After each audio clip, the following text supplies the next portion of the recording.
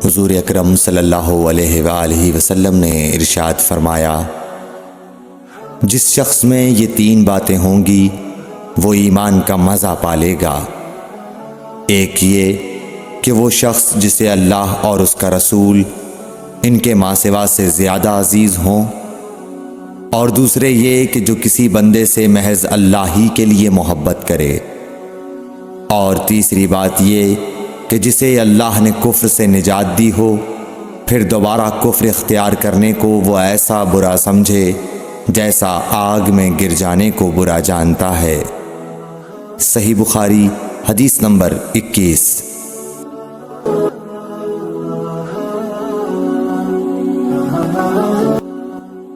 حضرت محمد مصطفیٰ صلی اللہ علیہ وآلہ وسلم نے فرمایا، جب جنتی جنت میں اور دوزخی دوزخ میں داخل ہو جائیں گے، اللہ پاک فرمائے گا جس کے دل میں رائی کے دانے کے برابر بھی ایمان ہو اس کو بھی دوزخ سے نکال لو۔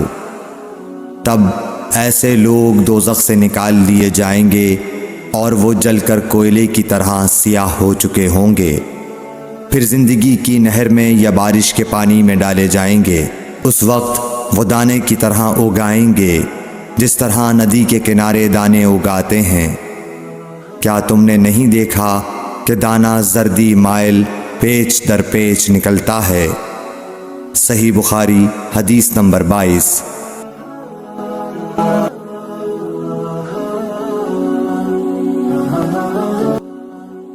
حضور اکرم صلی اللہ علیہ وآلہ وسلم نے فرمایا، میں ایک وقت سو رہا تھا، میں نے خواب میں دیکھا کہ لوگ میرے سامنے پیش کیے جا رہے ہیں اور وہ کرتے پہنے ہوئے ہیں، کسی کا کرتا سینے تک ہے اور کسی کا اس سے نیچا ہے۔ پھر میرے سامنے عمر بن خطاب لائے گئے، ان کے بدن پر جو کرتا تھا اسے وہ گھسیٹ رہے تھے، یعنی ان کا کرتا زمین تک نیچا تھا۔ صحابہ رضی اللہ تعالی عنہ نے پوچھا کہ یا رسول اللہ اس کی کیا تعبیر ہے؟ آپ نے فرمایا کہ اس سے دین مراد ہے۔ صحیح بخاری حدیث نمبر 23۔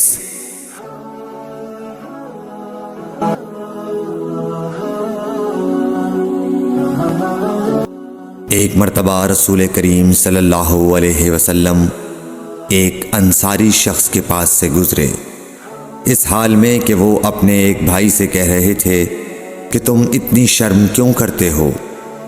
آپ نے اس انصاری سے فرمایا کہ اس کو اس کے حال پر رہنے دو، کیونکہ حیا بھی ایمان ہی کا ایک حصہ ہے۔ صحیح بخاری حدیث نمبر 24۔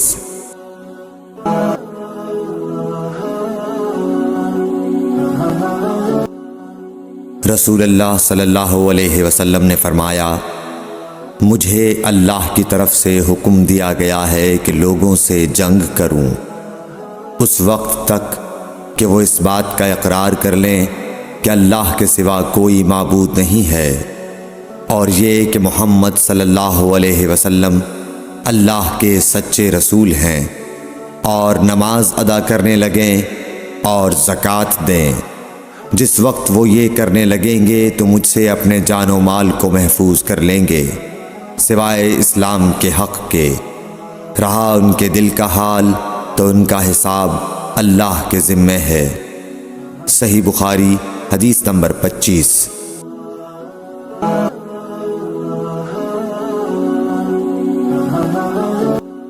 رسول اللہ صلی اللہ علیہ وسلم سے دریافت کیا گیا کہ کون سا عمل سب سے افضل ہے؟ فرمایا، اللہ اور اس کے رسول پر ایمان لانا۔ کہا گیا اس کے بعد کون سا؟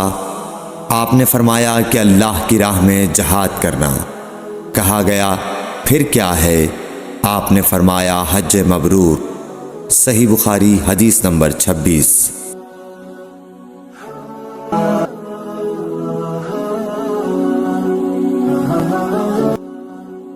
رسول اللہ صلی اللہ علیہ وسلم نے چند لوگوں کو کچھ عطیہ دیا اور سعد وہاں موجود تھے۔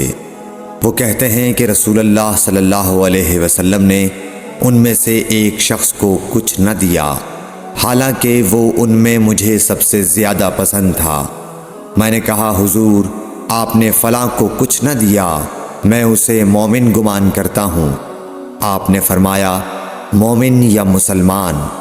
میں تھوڑی دیر چپ رہ کر پھر پہلی بات دہرانے لگا۔ حضور صلی اللہ علیہ وسلم نے بھی دوبارہ وہی جواب دیا۔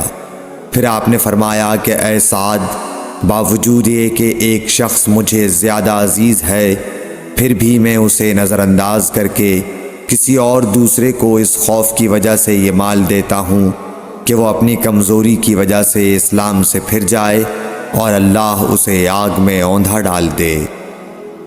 صحیح بخاری حدیث نمبر 27۔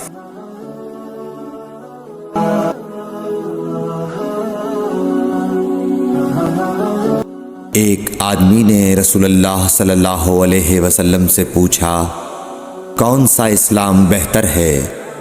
آپ صلی اللہ علیہ وسلم نے فرمایا کہ تو کھانا کھلائے اور ہر شخص کو سلام کرے، خواہ اس کو تو جانتا ہو یا نہ جانتا ہو۔ صحیح بخاری حدیث نمبر 28۔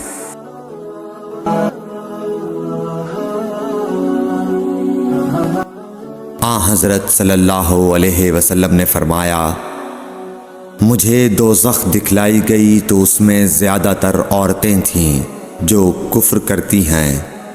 کہا گیا حضور کیا وہ اللہ کے ساتھ کفر کرتی ہیں؟ آپ صلی اللہ علیہ وسلم نے فرمایا کہ خاوند کی ناشکری کرتی ہیں اور احسان کی ناشکری کرتی ہیں۔ اگر تم عمر بھر ان میں سے کسی کے ساتھ احسان کرتے رہو، پھر تمہاری طرف سے کبھی کوئی ان کے خیال میں ناگواری کی بات ہو جائے تو فوراً کہہ اٹھے گی کہ میں نے کبھی بھی تجھ سے کوئی بھلائی نہیں دیکھی۔ صحیح بخاری حدیث نمبر 29۔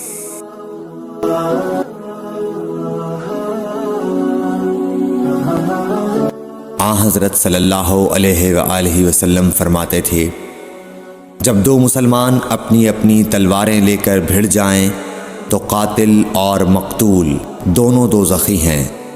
عرض کیا گیا یا رسول اللہ قاتل تو خیر ضرور دوزخی ہونا چاہیے، مقتول کیوں؟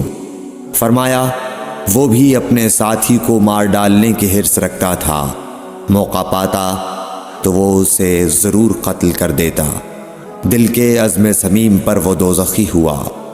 صحیح بخاری حدیث نمبر 30۔